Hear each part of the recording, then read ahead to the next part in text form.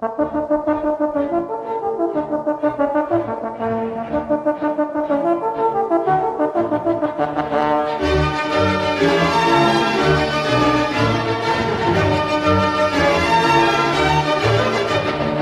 everyone, my guest today is Justin Bocock.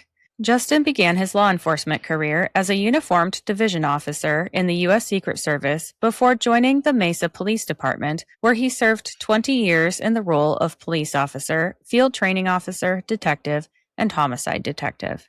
During his career, he investigated hundreds of violent crimes, suspicious deaths, and homicides. In 2019, he was named Investigator of the Year by the Arizona Homicide Investigators Association for pioneering drone technology in crime scene investigations. He retired from the Mesa Police Department in 2021 and later contributed as a subject matter expert writer for criminal justice textbooks currently used in college-level courses. On September 5th, 2025, his debut book, On Call: Case Files from a Career in Homicide, was published by Genius Book Publishing. Welcome to the show, Justin. I want to thank you for being here today. Thanks for having me. Yeah, of course. Would you be able to tell the audience a little bit about yourself and what you're working on? Yes. So my name is Justin Bocock. I'm a retired homicide detective from the Mesa Police Department in Mesa, Arizona. It's right outside of Phoenix. It's a suburb of Phoenix. We have a population of right around 500,000. I wrote a book after, so I did 20 years the Mesa Police Department. Started out as a police officer, and then I went and I was a field training officer, and then I went into detecting. But before that, I didn't really want to get into law enforcement. But before I was in Mesa, for 2 years, I was in the United States Secret Service Uniform Division, and I was assigned to Al Gore. And I found out about the Uniform Division because I was in the military, and I worked on cargo aircraft. And I was an aircraft mechanic. I love airplanes. And I worked on large cargo airplanes that transported the limos for the president. That's how I found out about the Uniform Division of the Secret Service. When I got out of the military, I had worked for United Airlines for a little bit, and then got hired by the Secret Service. Loved it. Greatest training in the world. Really opened my eyes to law enforcement. And I was like, I really like law enforcement. But Uniform Division, your job is protection. And a lot of it is basically sitting in a box and waiting for something to happen that never happened. This is all pre 9/11. And it was very boring. I'm kind of a hyper person, so it was very boring for me. I really kind of wanted to branch out and do investigations. So that's what led me to the Mesa Police Department in Arizona. And same thing there. I loved being a patrol officer. But I found that I wanted to get into the more in-depth investigations. So about 6 years into being a police officer in Mesa, Arizona, I took the tests, applied to be a detective, and I got accepted.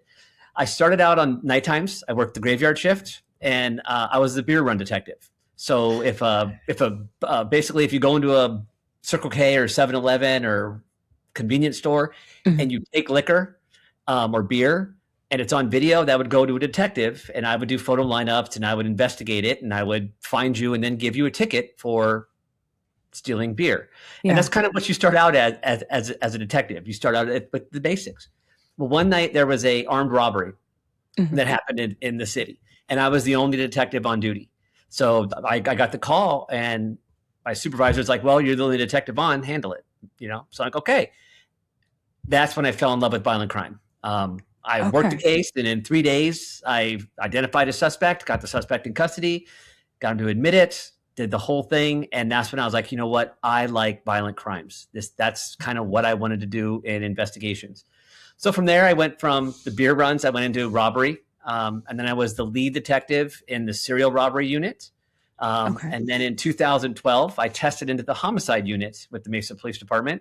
And then from 2012 to 2021, I was in the homicide division, where I handled suspicious deaths, obviously homicides, officer-involved shooting investigations, and other high-priority cases that the chief of police would assign. Sometimes I had a case where a neighboring city, his son was involved in a crime, so it was kind of a political thing, and we would handle those cases. We were basically at the leisure of the chief of police. So after 20 years, I was training new detectives. I was working homicides, but I knew I wanted to do something else. And I always wanted to write a book.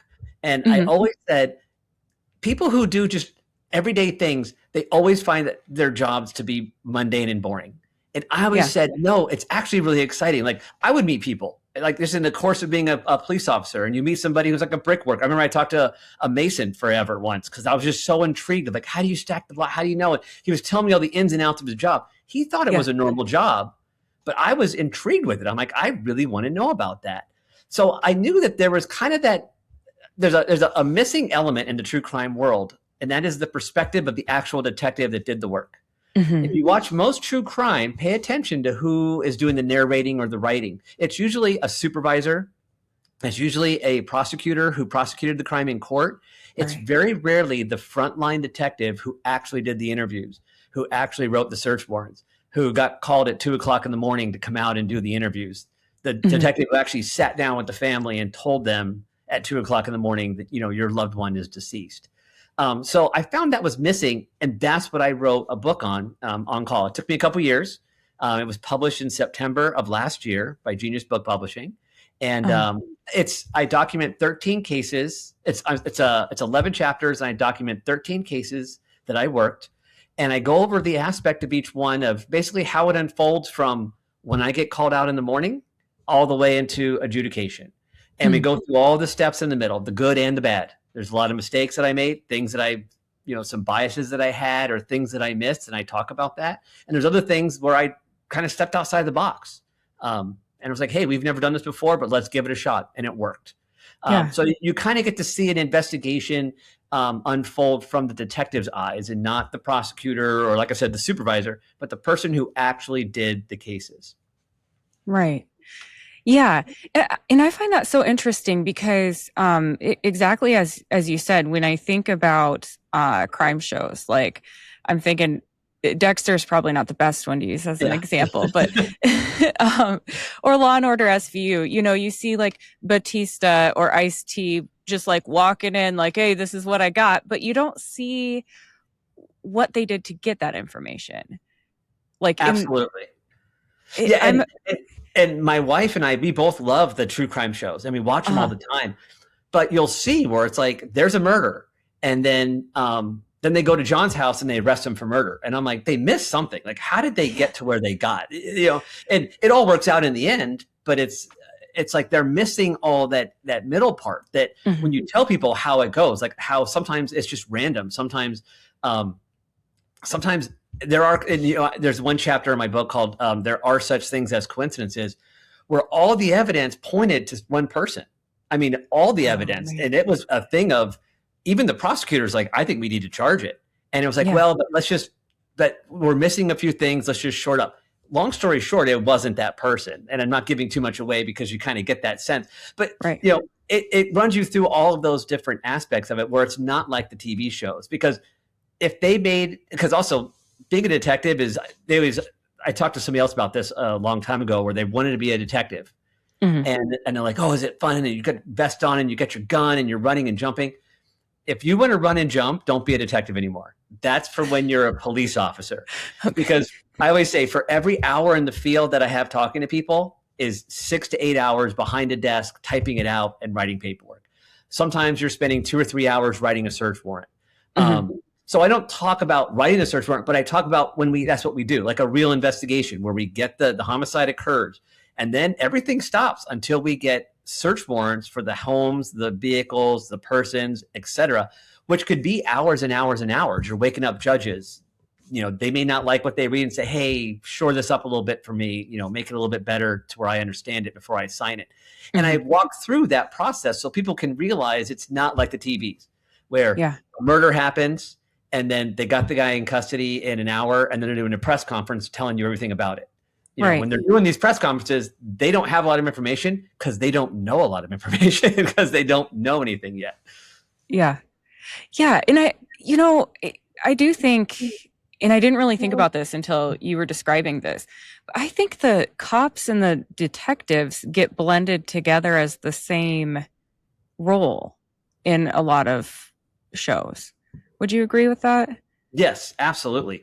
And I've been on both sides, so I can see it. And as a patrol officer, a uniformed officer, I've helped detectives where they'll come out and they basically, because I'm the one that has the vest, I'm the one that has, detectives, I carried a gun, but I didn't carry all the extra stuff on my belt. As a patrol Right. officer, I had, 40 pounds of gear. I had a taser, I had a baton, I had pepper spray, multiple magazines for my firearms, a radio. And I was at that point, I was in my mid 20s and, running an 8.5 minute mile and a half. So if somebody ran from me, you weren't going to get away from me. So that's why detectives would call out patrol officers to help them out. Plus, we're a uniform presence. I show up, I don't look like a detective. Like I knock on your door, you think I'm selling you something. You show up in uniform, you got the crisp uniform and the big badge on and the gun. Everybody knows exactly who you are. There's no Right. question who you are. So they do lump those two together, but they're very different jobs. You can't be a detective without being an officer. I always say that. Because some people will say, oh, I want to be a homicide detective too. So I'm going to join the police and say, I want to be a homicide detective. You can't do that. You have to start out as a patrol officer because you got to learn the basics of how to talk to people, when someone's lying to you, the basics of law enforcement, and then work your way up, work the beer runs, work the robbery, because that all blends together and get your skill set going for being a homicide detective. Yeah. Yeah. I was just remembering a friend of mine had said, I'm going to go to school to be CSI. And I'm like, a crime scene investigator? Yeah. And I'm like, so what, like, how, you can't just jump into that though.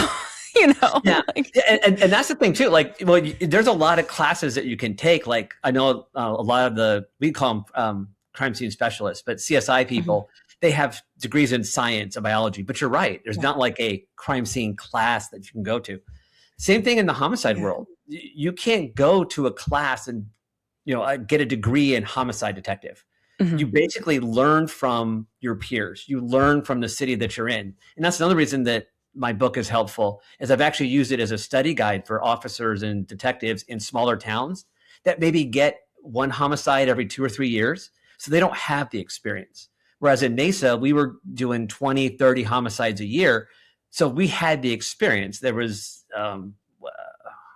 12 detectives in the unit. So we're getting, I had to think for a minute there. I do the math in my head. So we're doing, 3 to 4 homicides as case agent, but working homicides weekly.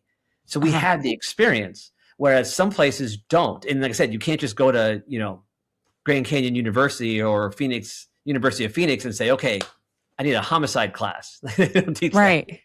All right. So when I'm watching the shows, it's like, okay, so you've got the detectives, you've got the police officers, you've got the prosecutors, you've got the medical examiners. Where do you pass that information on to once you've got the information? Yeah, and that's a great question. It's a team effort. It's a team effort on all those entities you just said. So when a call out first, so when a homicide first occurs, the first person that's going to show up is going to be a patrol officer. They're the first ones that show up there. Someone calls 911, you're getting a what we call a uniform. Not the cop terms. The uniform showed up. So that's the first person you're getting there. Well, there are eyes and ears, because by the time I get out there as a detective, I'm 3 to 4 hours into them being called out, because they got to secure the scene. They got to figure out what they have. They have to call their supervisor, who then calls my supervisor, who then decides that they're going to call me. And then I have to get dressed and I have an hour to respond. So by the time I get there, it's 3 to 4 hours after the 911 call. So in the beginning, I'm relying on the officer, because I'm saying, hey, what did you see? What did you perceive? Tell me what you saw when you were clearing the house. We got a 911 call, screaming in the house. I went in the house. What's the first thing that you saw? So we're dealing with them. Then we have to get the search warrants done and all that kind of stuff. Then we start working the crime scene. So then we're working hand in hand with the crime scene specialists or the CSI people, where it's a coordinated effort, where we're saying, this is what I know. What can you gather for me? What can you collect on scene to help me identify the suspect? And that's when you rely on their expertise, where they go, oh, I can do this, this, and this. And that will get you fingerprints and DNA and all that. Awesome. You do that. Then the medical examiner is going to do an autopsy on the deceased, and you got to work hand in hand with them, because they're the ones who are going to tell you how they died, if it was homicide, if it was non-homicide, or any other kind of potential issues. Then once you get all that information as the case goes, you have to relay that to the prosecutor, and you have to kind of convince them to take the case as well. I would say you got to get the buy-in. because when I charge a case, I can arrest you for homicide. I can put you in handcuffs and put you in jail. The county attorney, the lawyers, are the ones who determine what charges are going to be filed. They can look at my case and go, that's not that great of a case. I can't win that in court. I'm going to release that person, and you keep working on it, and let me know when it gets a little bit better. And that's called a turn down. And I actually talk about that in the book. I talk about how different cases are turned down and furthered and things like that. So you work with the prosecutor at that point. If the case gets charged, it's not going to go to trial for another 1 to 2 years.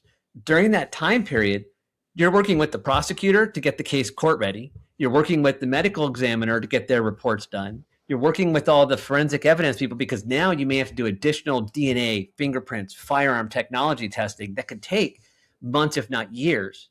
So you're still working with all those entities to get it together. And the case agent, the detective, they're kind of just the person who has to put it all together. And then they're the ones that have to go to court and explain it to the jury. We're the face of the case, where we have to go up there, look the jury in the eye, and explain, this is why I did what I did or didn't do what I did. So it's a group effort. Yeah, and that makes sense. And I was wondering, I'm glad you mentioned about if they, choose to prosecute it or not, or choose to take the case, because I was kind of wondering, is there ever an instance where you put all this work into something and you just felt for sure that you had this person, but then it just kind of fell through? Yes, absolutely. Absolutely. It happens all the time. My record, or my, reputation or professional reputation, doesn't determine on if I file a case and it gets turned down or they release the person, it's not really going to go against me. Mm-hmm. Lawyers are judged professionally by their wins and their losses. So if a case is questionable, you're not going to necessarily have a lawyer go out there and take that chance, because it could hurt them professionally. Because if you're that lawyer that always takes a chance and then you have 0 wins and 30 losses, on paper, you look like you're a bad lawyer.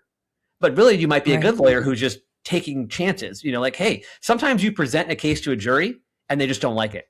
Like I've had that. I've had cases where they've come out and they've literally said, we believe the person did this crime, but we don't think they should be charged with it. So we're going to go ahead and find them not guilty, which is not how the law should work, but that's how our system is. And I always say it's not the best system in the world, but it is the best system in the world, because it really is. So you have to always consider that some juries just may not like your case. They may not like the circumstances of it. And yes, that happens a lot. Homicides, not so much. Although I had a cold case that I solved, the 1980s cold case, and that took about 1.5 years to convince the prosecutors. Multiple meetings, it was a lot of work on our end of trying to convince them. And we finally got someone to take it who said, hey, you know what? I'll go to trial with it. Let's do this. But it happened a lot in robberies, especially in like the lower crimes, like burglaries and things like that. You may just have fingerprints. You may just have DNA and no confession or something like that. And that they just don't like that. The prosecutors, they really want a lot of information to go to trial with some of these cases. And I don't blame them, because that's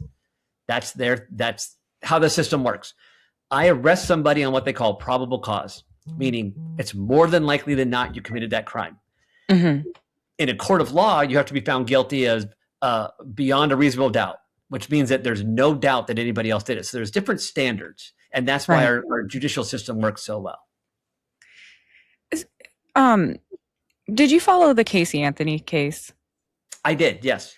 So how do you think the jury came to their conclusion with that? See, I don't know why the jury came to the conclusion, but I can see why they came to the conclusion. Like, I wasn't in their head, and I didn't listen to any interviews of them, because I'm sure some of them made statements afterwards, and I don't. Yeah. I may have heard it back then, but I don't remember it. But I can see why they got to it, where they got, because if there is any doubt, the jury instructions say, if there is any doubt at all, you can't convict. That's beyond a reasonable doubt. So if you have even just a little inkling of, I don't know if she did it, you have to take that into consideration. And I know that that's not perfect system, but that's what makes our judicial system so good, where we try to not get false convictions or improper convictions. So I could see why there was doubt, because I remember in the trial, the defense did a really good job of kind of laying some groundwork of saying, hey, that's maybe not so true, especially with some of the psychological stuff. Like you had a lot of physical evidence, but that's circumstantial. And if you have doubts, you have to act on those doubts. And I get that. I get that 100%. Yeah. Yeah, kind of what you were talking about before kind of made me think about that. And I kind of remember watching Nancy Grace on HLN talking about something. I couldn't remember if there was evidence that came out after the trial had started or what it was about that. Have you had a situation like that where you found more information, but it was too late to present it? No, but I've had lots of cases, and I've always said, and I actually outline in my book, there's a couple of cases in there where I outline this. A trial is not about the truth. It's about what's legally allowed. There is some things that are just not legally allowed. For instance, I had a case where the husband killed his wife. He was a habitual domestic violence abuser. He basically abused her every day. And there were multiple witnesses that came to me. I was getting phone calls from them. I didn't have to find them. They were calling me, former employers, their pastors, friends, family, everybody who was like, she constantly had black eyes. We tried to get her help, but she always kind of like, oh no, I ran into a doorknob. I was playing softball and got hit. There was multiple police reports where she never said her husband did it. It was always somebody else. It was, some random guy walking down the street, hit me and gave me a black eye. All of that was evidence and facts. Those were facts. The judge would not allow us to bring it up in trial because he said, if the jury hears that, it makes him look like a serial abuser. And we can't have that. We have to have an impartial trial. So all I was allowed to say in trial was they were always in close proximity to one another. And that was it. Anything beyond that or anything about a domestic violence relationship between the two, it was going to be a mistrial.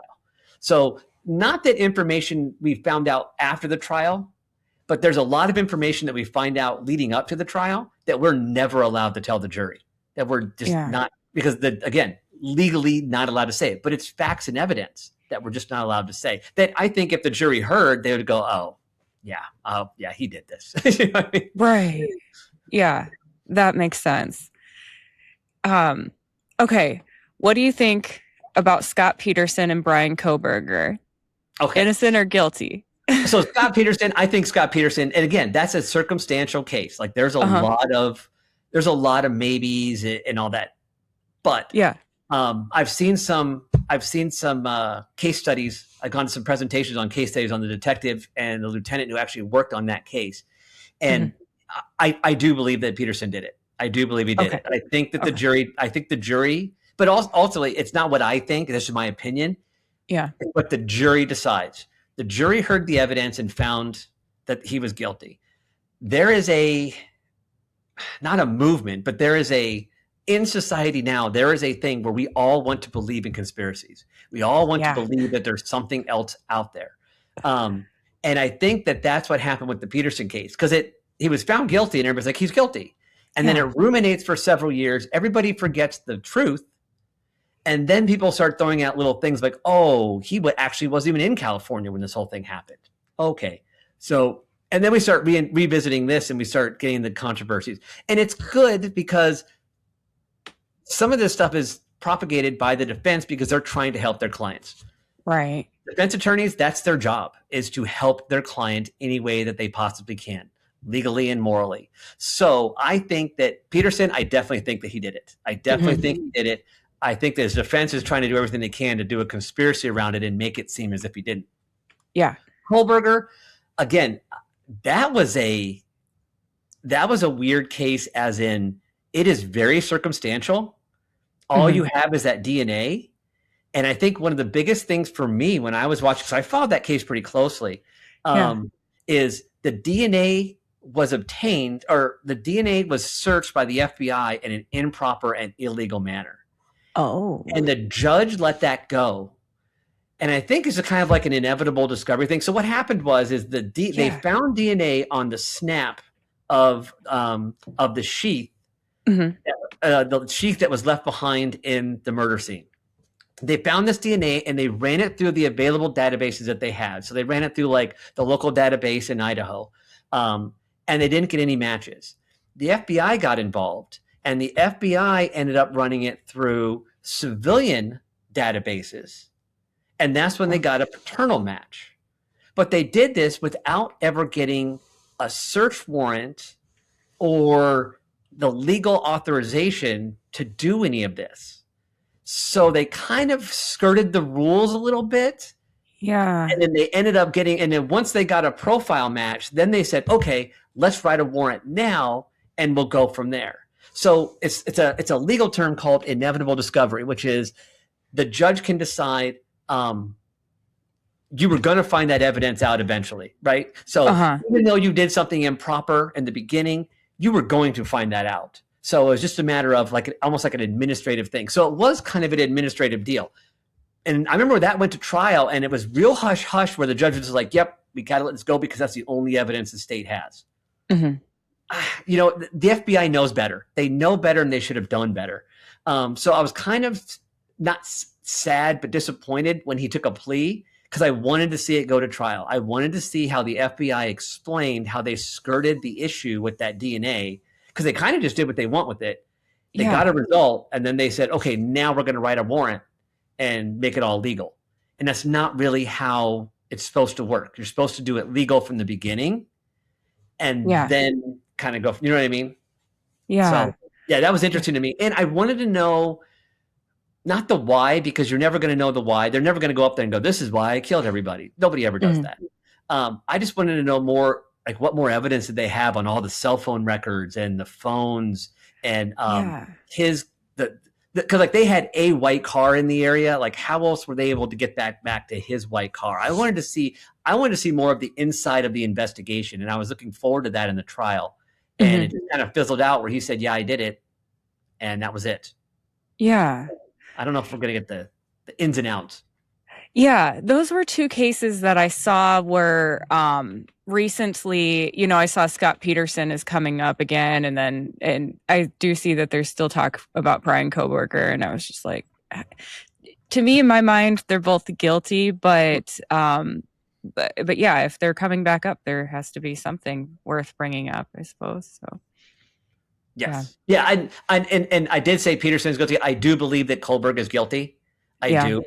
I think that there would have been enough evidence if it went to trial. I just would have liked to see more of the sausage that was being made. I wanted to see inside the investigation on what they actually did. Yeah. That's how I'm feeling about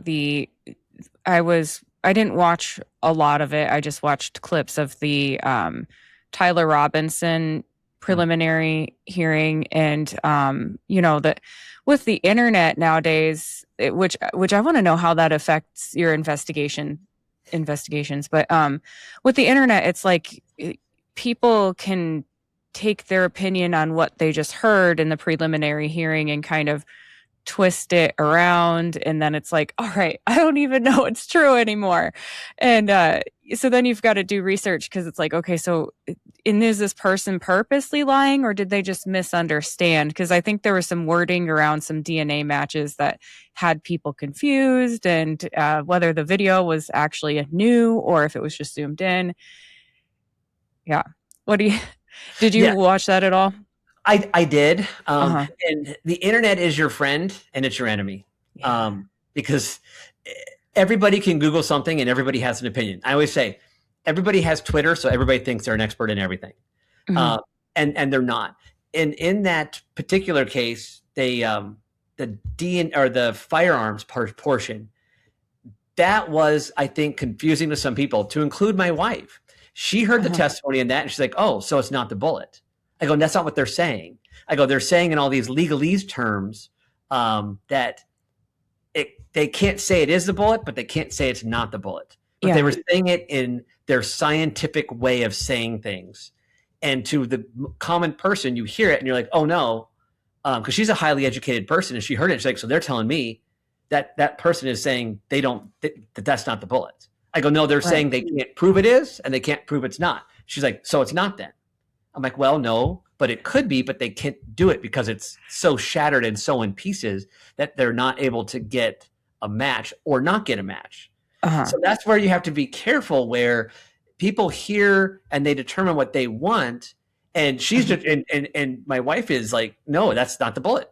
Like, it may be the bullet, but what they're testifying is it's not the bullet because they can't tell me it is the bullet. Yeah. And I'm like, yeah, but they're also saying there's not enough of it to make it that. She goes, well, that's still reasonable doubt. And I go, I agree. I mean, she still thinks he's guilty and that he fired the gun and that's the bullet, but you're going to have to do something better than the bullet to prove to people. So I think that was confusing. And DNA, you have to be careful with DNA, because I've been yelled at by prosecutors when I've said, okay, I have a match on DNA. And they're like, you don't have a match. So in the DNA world, there are things called loci, L-O-C-I. And in America, you have to have 16 matching loci to get a match. If you get 15, and it's not even a match, to be consistently, or to be a potential donor for that DNA. If you get 15 loci, you can't use that in America. Now, if you have 13 in Europe, you can use 13, but you got to have 16 in America. So if you have 15, the lab will literally tell me there's nope, the DNA comes back to nobody, even if they have 15. And I'll be like, nobody? And they're like, nope, comes back to nobody. They can't tell me that, yeah, it's at 15, it's just not at 16. So that may bias the situation where I'm like, okay, I'm going to go get more DNA and just keep focusing on that person. So what you do is you continue your investigation, you submit other things, and then it comes out. Then you get another match, or something is more consistent than another, and then it can come out later like, oh yeah, that was at a 15, but now the new evidence you have is at a 16. Now we can say that it's a high probability that it's that person. So that's what they were trying to explain, is the probabilities, saying that yes, with the DNA that they found DNA on that towel that was wrapped around the firearm of Robinson, and then there was a 5% of that DNA was belonged to his partner. So that's where people were getting confused. Like, oh, so there's a mixture of DNA. It's just, no, there's multiple DNA on one item. And they're able to say that a majority of the DNA belongs to Robinson and the other part doesn't. So does that mean that they were both there? No, not necessarily. It just means that they both had access to that towel. Right. You know, if I wipe my nose on a towel, or if I take a drink out of a water bottle and then hand you the water bottle and you throw the water bottle away, both of our DNA might be found on that water bottle. Doesn't necessarily mean that we were both at the crime scene, but our DNA is there. So, and that's the thing, is it's confusing for people because things have to be explained in court in a legal way, and we don't always understand the legal terminology behind that. And we already have our opinions. Let's be honest. A majority of people already have their minds made up on what happened, and they're just looking for confirmation bias to go along with what goes along. So see, it's not the bullet, or see, the DNA is not 100%. So we're all looking for that. And that has plagued investigations, especially towards the end of my career, where people had their minds made up that it wasn't or was somebody, and there was no changing it. I've had victims' families where I've shown them evidence where they said it's this person, and I showed them evidence saying it's not, and they go, well, it doesn't matter, I still believe it's them. Like the one mom told me straight up, you're doing a great job, but I will never believe that they weren't involved somehow. And I can't convince, I'm not here to convince her. I'm here to get the evidence and present the facts. And I said, ma'am, that's completely your prerogative, and you are totally allowed to do that, but this is what is being presented in court, kind of thing. Yeah. Hey guys, sorry to interrupt. I just wanted to tell you about my sponsors quick. Sometimes I get on a roll cleaning or gardening, and I need a boost, but I don't have time for a meal. Big Fork Brand's pork jerky is the perfect choice to keep my momentum, offering high-protein snacks for on-the-go energy boosts. Not only do they offer pork jerky, but they also make pork sticks, bacon sausage, bacon hot dogs, and burger and hot dog sauces. Products come in a variety of delicious flavors, including Thai green curry and maple and brown sugar for the meat options, and gangster and Chicago fire for the sauces. I personally think the original flavor of the pork jerky hits just right after tackling a big chore. It's a little salty and very flavorful. My discount code gives you 20% off your entire order, and it's currently the best deal available. Just visit bigforkbrands.com and enter in my promo code JADE, that's J-A-D-E, at checkout. Are you looking for a gift for a music lover, or maybe some apparel to show off your quirky side? Old Glory has you covered. With over 300,000 officially licensed items covering music, sports, entertainment, and pop culture, you're guaranteed to find the perfect item. They even have seasonal gear. My husband enjoys the Led Zeppelin and Beatles apparel, and I love the Billy Idol apparel. I even found some items for my fellow plant enthusiasts. This family-owned superstore is known for their quality and customer service, offers free standard shipping on all orders, and orders are shipped the same day you purchase. My discount code gives you 15% off your entire order, and it's currently the best deal available. Just visit oldglory.com and enter in my promo code JADE, that's J-A-D-E, at checkout. Looking for a game-changing way to improve your health? Zevo Life is the world's most nutrient-dense whole plant, packed with over 50% plant protein, essential amino acids, fiber, and antioxidants. Harnessing the best nature has to offer, Zevo Life nourishes your body while driving your performance, vitality, and overall well-being. Each serving is a concentrated source of clean, well-balanced nutrition designed to support modern lifestyles, and just 1 teaspoon a day supports your gut, boosts energy, and promotes healthier skin and hair. It's no wonder it's receiving 5-star reviews. Step into a healthier future with a 30% discount and a 30-day risk-free guarantee by visiting zivo.life and using my promo code. To support my show and to receive 30% off your entire order, enter in my promo code JADE, that's J-A-D-E, at checkout. You know, it's interesting when I'm listening to like a crime podcast, it's funny because you go, when was DNA introduced? Was it 1994? 85, 86. Oh, okay. I'm off by a decade. Is when they first started using DNA. It was very minimal, and it had to be a like direct match. But after 1985 is when they started collecting DNA and making actual databases. And it took about 5 to 8 years to populate that database before it was any use. Because before it was like they were getting DNA from maybe 1 or 2 people a month. And usually, let's say 50% of those people are probably going to prison. So their DNA is not going to be on anything else anyway. It's when they started doing it, they started passing laws where you had to, if you were convicted in prison, you had to submit to a DNA sample. If you were convicted for a felony, you had to submit a DNA sample. If I write a court order or a search warrant for your DNA, it can then be stored in a database. So after about 5 to 8 years of getting names and compiling things, the database became so robust that they were able to start matching it. So that's why you start hearing in the early 90s about a lot of people getting matched with DNA, because that's when the database started getting populated.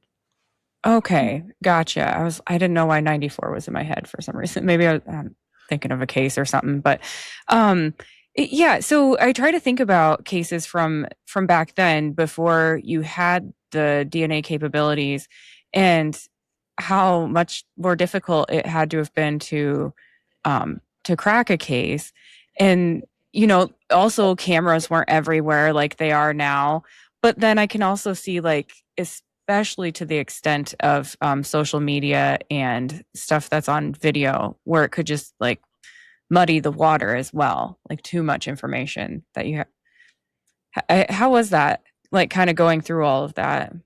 Yeah, and you're absolutely right about it was way harder, and with too much information, it does muddy it. So you're right, when you don't, and I've had cases where I don't have DNA and I don't have fingerprints, I don't have firearms technology, and you have to just rely on witnesses. And the problem with people is that people lie. And I know that sounds horrible, but I go through that in my book a lot, where witnesses are biased. A lot of murders don't happen in clean environments. A lot of murders are drug transactions that they would say go bad, or there's a murder during that, or a murder during a robbery, or something like that. Not everybody's going to come out and be clean with you. And I always say you interview people, and they're lying to you about something. You have to figure out what they're lying about. And the case that I always use when I train new detectives is I always say there was a case where I was interviewing this guy as an investigative lead in a robbery. And he was clearly lying to me. Couldn't tell me where he was, changed his story over and over again. And it was everybody who was watching the interview was like, yeah, he obviously did the robbery because he's lying about it. And I'm like, well, he's lying about something. Long story short, you got to kind of get into him. And I found out what he was lying about. He was lying about having an affair. And he didn't want his wife to find out that he was having an affair. He had nothing to do with the robbery. He knew the robber, but he wasn't involved in the robbery. But he didn't want to come out and say, I was at my girlfriend's house. And if I say that, it's going to go in an official police report and my wife's going to divorce me and I don't want a divorce. So once we got that out of the way and I'm like, okay, now we know that. Then he kind of opened up and was more honest, and you could tell he was kind of telling the truth. So you have to always look at people's motivations. Witnesses are going to motivate something. In a drug rip or a drug transaction that turns into a murder, they're not going to be honest. A surviving person isn't going to be honest. They're like, okay, I bought drugs from John, and then he buys them from this guy, and then we met, and then John and so-and-so killed the other guy. They're not saying any of that. They go, I don't know, I wasn't there. Well, you were there. Okay, I was there, but I didn't do anything. Okay, well, did you drive the car? Well, maybe. So it makes it look like they're involved, but they're really not. They're just protecting themselves. So that's where you have a lot of these crimes, like, some stuff that happened in the 60s and 70s where we see false convictions because the witnesses were being just people. Human nature was taking over. But then go all the way to the extreme that we have nowadays. You have video everywhere. You can't do anything on the computer, on your phone. Everybody carries a phone, and your phone knows everywhere you go. Your car has an infotainment center. It knows everywhere you go. You can't do anything without somebody knowing what you did. But with that overwhelming amount of information, sometimes it's too much, and the detectives just overlook it or don't understand it because you still have a lot of cops. They're not computer professionals because they're cops. So there's a lot of police officers that don't understand technology. And as a professional modern day investigator, you have to understand technology. You have to know how to use it, how to gather it, and how to use it to your advantage, and also realize when it's going to hurt you. Video is bad because video only captures what video says or what video sees. I always use an example of I investigated officer-involved shootings. And where an officer wears their camera, sometimes they have it on their glasses, sometimes they'll have it on their chest. The problem is that they go, oh, that's what the officer saw. That's not true. If I have a camera on my chest looking forward and I'm pointing my gun at somebody and I briefly look to my left, that camera is not going to gather that. The camera is not going to see the same things that I see. They'll give you an idea of what the officer might have seen, but I've been in critical situations before where I didn't see something, where afterwards someone will go, oh, did you see that guy in the red shirt run out of the car? And I'd be like, no, I didn't see a dude in a red shirt at all because I was scared and focused on this person. So just because we see it in a camera doesn't mean that person's going to see it. So same thing with video surveillance. Video surveillance, like in the Kohberger case, video surveillance caught a white car driving by there multiple times. Kohberger drove a white car. Is there a possibility that that was a different white car? Are there more than just his white car in this world? You know what I mean? And a white car is, and you can say, it's got a similar fender. It's got a similar this. It's got a similar build. But unless you have actually identifying information like, yes, there's a scratch on the side that is this, or a vehicle license plate number. That's what they call circumstantial evidence, where it's more than likely that evidence is there. And you do a lot of that with the video stuff. You see a gray blob walk across the thing, and then, two gray blobs interact. One of them falls down and one leaves. You're like, oh, well, he's the gray blob. Well, how do you know he's the gray blob? Right. And they said that in the Charlie Kirk thing. Remember, they were saying that the image, they kept saying the silhouetted image is Tyler Robinson. Well, is it or is it not? You think it is, but it's a preliminary hearing. So they're allowed to say that. You're allowed to use hearsay. But in the real trial, they're going to say, how do you know it's them? And you can backtrack evidence to kind of figure it out, but you got to explain that a lot better to the jury rather than just say that gray silhouette is our suspect because he's our suspect. Okay. I didn't know that they could make that claim in the preliminary hearing. Yes. In a preliminary hearing, hearsay is allowed. I've testified in preliminary hearings where I will testify for what everybody does. So I will go up there and say, this is what the DNA is. This is what this is. This is what happened. This is what the other interview did. This is what I did. This is what my partner did. I can testify to hearsay. In a real trial, I can only testify to what I did. So I can go up there and say, I submitted something for DNA, and then that's it. Yeah. Anything else is because anything I say, like, well, I was told that, oh, nope, objection, Right. because you are not the actual person. So in trial, they're going to have somebody break down how they know that that person in the gray, or that grayed out silhouette person, is the defendant Robinson. They're going to have to explain that, and they will, Yeah. because they're not going to just make that assumption and then say, okay, we'll figure it out later. No, Right. they got to that conclusion pretty close, and it's pretty easy to do. You kind of backtrack. You kind of do like they do in the movies. You just kind of work backwards to where you see, and then once you identify, and then you can kind of put it all together, and say, this is that person because of this, and explain it to the jury, and usually they understand it. Yeah. Yeah. Interesting. All right. What's the target audience for your book? It's kind of two target audiences. I wrote it for two people. One is the true crime enthusiasts, the people who like to read about everyday crime. These aren't serial crimes. These aren't crimes that are sensational. They made the news, but they're crimes that happen in your local town. Every town that anybody lives in has homicides, and they have these homicides: domestic violence, robbery homicides. I have 3 cases in there that are self-defense cases. And I talk about how self-defense is kind of figured out before it even goes to trial. So we talk about that process. So the true crime reader who really wants to get into the in-depth of a crime and the little things, like a preliminary hearing, why search warrants work, what kind of evidence can you use? I talk about autopsy reports, what they can do, what they can't do. I also talk about DNA and fingerprints. My second target audience is also the detective that wants to be in homicide or violent crimes. Because again, if you are in a small town, you don't get a lot of experience in robbery and murders. Right. And I've helped out when I was in the police department. I've helped out a couple of smaller agencies that had a murder, and they just didn't know, like, they're police, like, we can get the scene, we got all this evidence.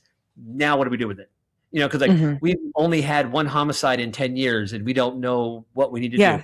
So you just kind of go and say, hey, okay, let's see what you got. Because you get the basics down of collecting the evidence and getting all together, but now what do you do to put that case together and figure it out? And, I kind of helped them with, like, I would submit these items for forensic processing first, focus on this stuff, you want to go with this, and kind of give my advice on that. I was lucky enough to learn that from my mentors in my police department who had the murders before me, and I kind of learned from them. But there were times where murders would come out, and I would go to them and say, hey, I have this situation. Have you ever had that before? And I've been here for 20 years, never had that. And there were times when I was in where newer detectives would come to me and say, hey, like the prosecutor wants me to do this. I've never even heard of that. I guess we're going to figure it out together. So it's also a thing. It's like a force multiplier on learning, where if you're law enforcement and want to work violent crimes or complex cases, I kind of break down kind of the do's and don'ts. I focus a lot on my failures that I did, things that I missed, things that I did that weren't illegal, but like things I'm like, I'm going to try this. And it didn't work. It didn't work out for me at all. But other times I tried things, I thought outside of the box. And it totally worked out for me to kind of get that thing thinking. There's no check sheet for a homicide. I've always said that. You have some people who will become our supervisors or chiefs of police who go, okay, so a homicide happens. What's the first thing you do? I don't want to be a lawyer, but it all depends. There's no checklist. Yeah. That goes, first you do this. Second, you do this. It's very dynamic. You got to look at the situation, look at each individual case on its own merits and say, okay, let's focus on this, or let's start here and work out, or whatever the situation may be. So it's kind of both of those target audiences. The big thing that I have, the takeaway that I wanted, and the people who've read it who is it does do the nitty gritty of the investigations. It gets into the day to day. Like I break it down. It's all in chronological order. You start from the day from when I get called out, and then I'll go through like the first day and okay, second day we did this. And then it was a week later and I did this. And then I found out this happened, which if I didn't know that in the beginning, that would have helped. But it's all chronological. And you see how the case actually unfolds. And rather than just a, homicide happened and we knocked on John's door and we got into a fist fight with them and we put him in handcuffs and it was over. And then I talk about the trial process, going to trial, the adjudication, the legal side of it. And so it's really someone who wants to get to the nitty gritty of an investigation. Yeah. Yeah, that's really cool because like we've talked about already, it like you don't really see that you don't see that on TV. And then you also there's so many people that are they want something solved. They want the person in prison immediately, and there's a lot that goes into it that can be time consuming. And yeah, being able to understand that better would be beneficial for a lot of people, I think. Yes. And I think it would maybe, and I say that in there, I always tell people, be curious, follow the evidence, Mhm. be curious. If you have a question, just like you said, Google it. You know what I mean? Google machine is your best thing. I do it all the time. I see something on the news and I Google it. I'm like, I gotta learn more about this. I've never even heard Yeah. about this. And this kind of shows you that process where you get arrested for murder. It's going to be 3 to 5 years before it goes to trial.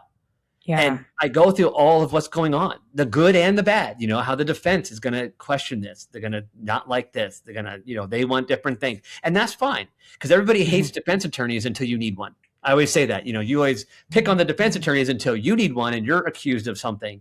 You want that person to go Right. above and beyond and give 100% to try to prove your innocence or to prove reasonable doubt, which is what their job is. And I don't fault them for it. They're doing their job. Yeah. Yeah. How do you feel about Nancy Grace? I like Nancy Grace. Uh-huh. But Nancy Grace also, and that's the thing, Nancy Grace, I love her opinions, but they're lawyer opinions. And lawyers are allowed to make opinions. When I'm on the stand, when I'm testifying on the stand, I am not allowed to give my opinion about anything. But the only thing I'm allowed to give opinion, I have in Maricopa County, I am deemed by the court an expert in robbery. Mm-hmm. I was deemed by a judge. I had to answer a bunch of questions, and a judge ruled that I was an expert in robbery. So I was asked a question once of this guy. He robbed a Circle K, and then as he was leaving, he put his hand in his sleeve like this and pushed the door open. So they asked me why would that happen, and they're like, objection. That's an opinion. So we went through a whole process where I basically brought up my credentials, talked about the cases I'd worked, my experiences, the trainings that I've had, the trainings that I've given on robbery. Mm-hmm. And a judge deemed that I was allowed to give an opinion because he said, you are an expert in robbery. So then I was able, so they brought the jury back in, and I was able to say that through my experience as a robbery detective, somebody does that to not put fingerprints on the door handle. So that's the only time you're really allowed to give an opinion.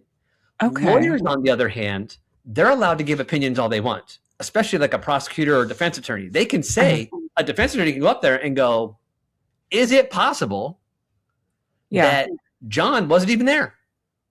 I mean, anything's possible, I guess, right? And they're just saying stuff. They're allowed to do that. So that's where the true crime world is different. I deal with facts. Nancy Grace, she's a lawyer. So she gives her opinion on things, that's great. And she has a lot of experience. So when she says things, I definitely listen to her. But I don't always agree 100% on what she says. Because also you'll have people who will look at a crime scene, like the Nancy Guthrie situation, which is close to me. It's about 50 minutes south of where I am in Arizona. So I've been following that case. And a lot of people they're like, oh, well, it doesn't make sense to do this. No, it doesn't. This would be logical. You can't put logic and sense to murder because murder is not a logical and commonsensical thing. So you can't say with certainty that somebody went and did this and, if this is the best route to leave, that's how they would have left. They're panicked. They're stressed. They may not know that route. You can't say that with certainty. But a lot of lawyers and a lot of social media and TV personalities will say, well, it doesn't make sense, so they had to go down this road because that's the best way to get out of there. You don't know that. You don't know that for certain. They could have walked out. They could have walked out. They could have walked in. They could have been dropped off. I'm just using the Guthrie case as a scenario. You can never say with 100% certainty, unless you have facts to prove it, what happened at a crime scene because there's so much chaos. Very rarely are there murders that are planned and they're like, we're going in this door, we're going to shoot them in this room, and we're going to exit in this area. That may be their initial plan, but it never goes that way. Something always happens. We've all seen movies. Something always happens, right? And that's how a lot of murders are. Because I've talked to people who are like, okay, when we did the robbery or the murder, this is how it was going to go down. And then I'd lean back and go, tell me how it really happened. And they're like, oh, it was horrible. We showed up. The guy wasn't there. It was the wrong place. One of the guys we were with was drunk, so he was throwing up in the bathroom the whole time. There's always something that happened that doesn't make, and you're always like, well, why didn't you just walk out the front door? And they're like, because I was stressed, man. We just killed somebody. I was just like, just get out of here. That's all I was thinking. So we just broke a window and we ran out the window. You know what I mean? Like, open the front door and leave. Yeah, wow, I wasn't thinking that, man. I'm stressed out. So yeah, so that's where I always differ my opinions on that. Is they have a lot of experience. They case studies on a lot more cases than I do, but they really focus on their opinion. I'm more of a fact person. If you tell me something, I'm like, prove it to me. You know what I mean? Like I want to know on the Robinson thing. I want to see in trial how you got that gray silhouette is Robinson.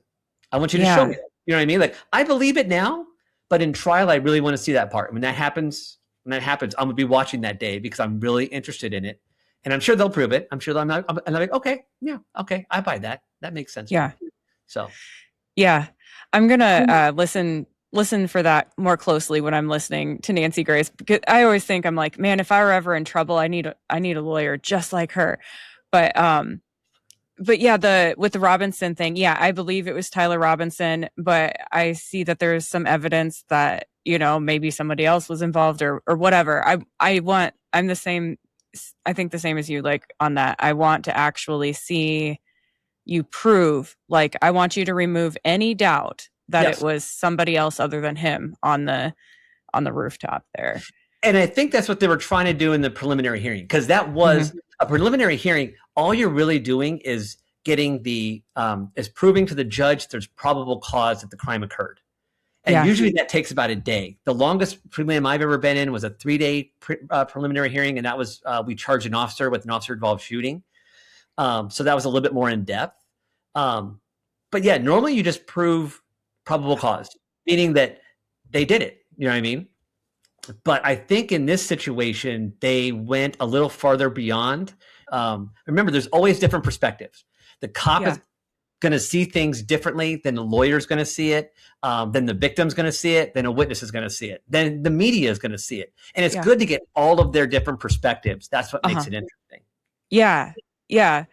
I'm excited to read the book. And yeah, I'll have to reach back out to you once I've read it. 'Cause I do try to read the books that everybody, that my guests write, especially if they sound interesting. And this one, I really like the perspective that this is written from. Great. So I can't wait to dive into it.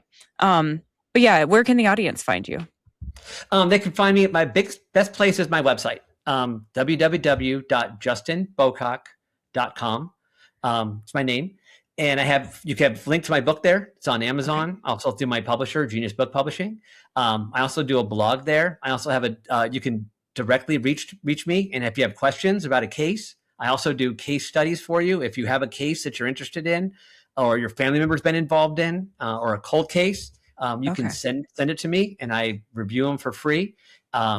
People ask me questions about cases like, hey, this is happening to my family. Is this normal? And I'm like, yeah, that's the legal system.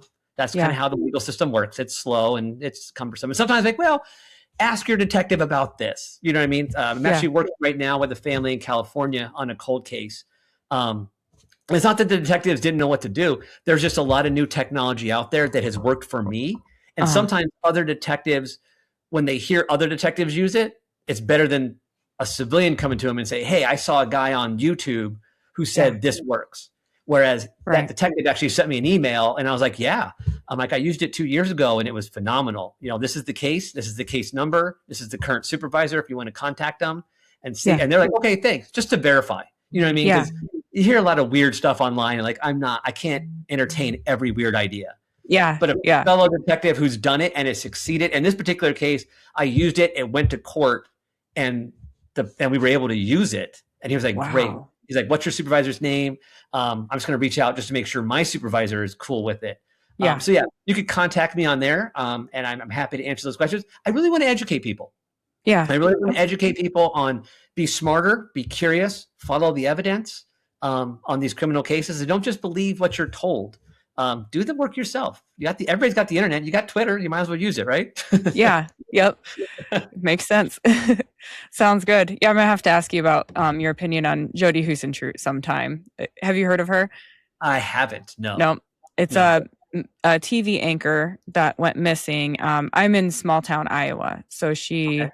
went missing in the early 90s, and it's the case I really want solved. So, Yeah, I haven't heard of it. Send it to me, and I'd be happy okay. to take a look and see what I can and see what I know Yeah. or see what I. Also, with my publishing company, there's over 70 authors on there, and a lot of them are true crime. They're not all detectives or in law enforcement. A lot of them are, but a lot of them are just true crime researchers, and they may have more information on something like that as well. And we're always looking as a group to kind of get together and maybe come up with a new case that we can look at, or because if you bring media attention to something, you're amazed at how much will get done. Yeah. You do a documentary or a podcast on something and it gets some traction. All of a sudden, local agencies are like, "Hey, are we looking into that case? Because if not, we need to."